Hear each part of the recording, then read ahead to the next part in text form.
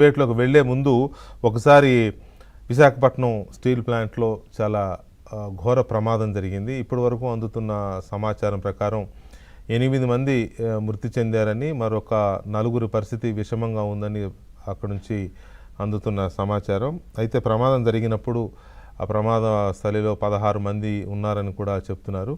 So దీని మీద ముందు మా Visakha bureau chief Naidu updates ఇస్తారు. నాయుడు, ఘటన ఎలా జరిగింది, ఎంతమంది ఉన్నారు, డెత్ ఎంతమంది మృతి చెందారు, క్షతగాత్రులు ఎంతమంది?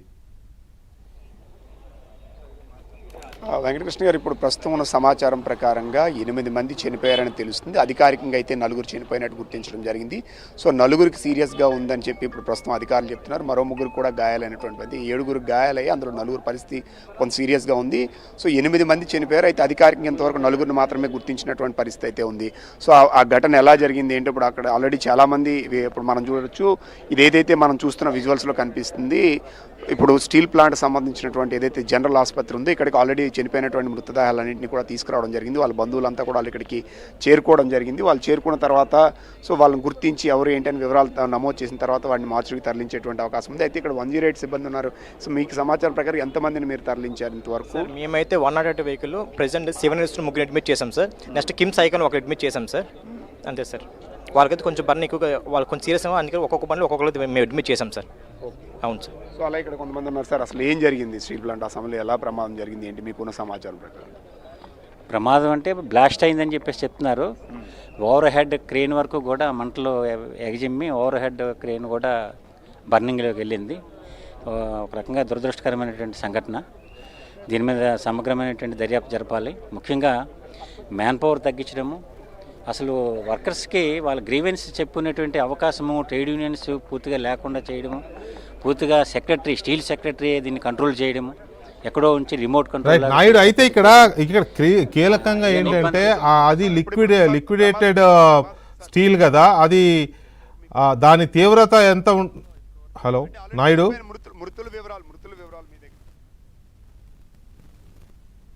దాని తీవ్రత ఎంత ఉంటుంది, అక్కడ సిచ్యువేషన్ ఎప్పుడు ఎలా ఉంటుంది, ఎంతమంది కార్మికులు ప్రతి షిఫ్ట్లోనూ ఎంతమంది అక్కడ అవైలబుల్ ఉంటారు?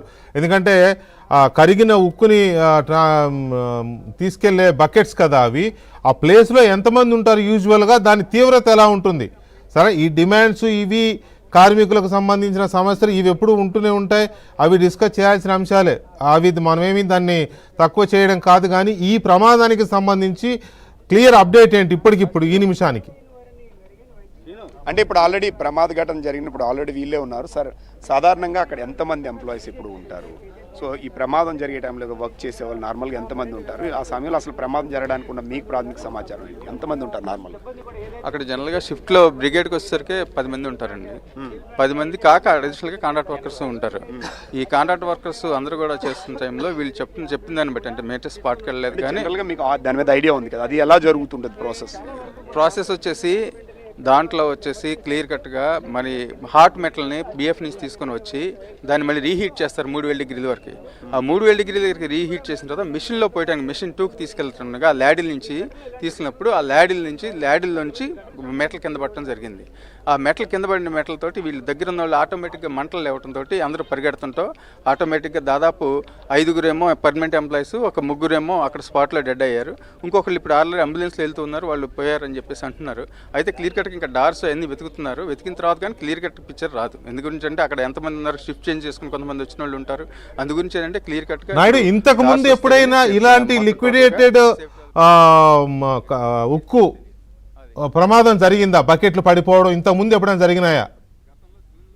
2012లో SMS2లో ఒక ప్రమాదం జరిగింది. ఆ ప్రమాదంలో దాదాపు 19 మంది చనిపోవడం జరిగింది. అప్పటి నుంచి కూడా సేఫ్టీ విధంగానే ఆనాడే బర్నింగ్ యూనిట్ మూసేసినప్పుడు మనం USGHలో బర్నింగ్ యూనిట్ని ఓపెన్ చేయాలని చెప్పి డిమాండ్ చేయడం జరిగింది. అప్పటి నుంచి కూడా మా డిమాండ్గానే ఉంది. ఎందుకంటే ఇక్కడ 2013లో ఇలాంటి ఘటన జరిగింది. 2012లోనే జరిగింది ఇలాంటి ఘటన. డిఫరెంట్ యాక్సిడెంట్, అంటే గ్యాస్ టర్బైన్ పేలి జరిగింది. అప్పుడు 19 మంది చనిపోయారు.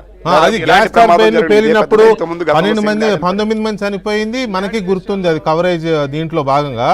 ఇట్లాంటి బకెట్స్ పైనుంచి కరిగించిన ఉక్కుని తీసుకెళ్లే బకెట్స్ పడిపోయిన ఘటనలు ఎప్పుడైనా జరిగాయా?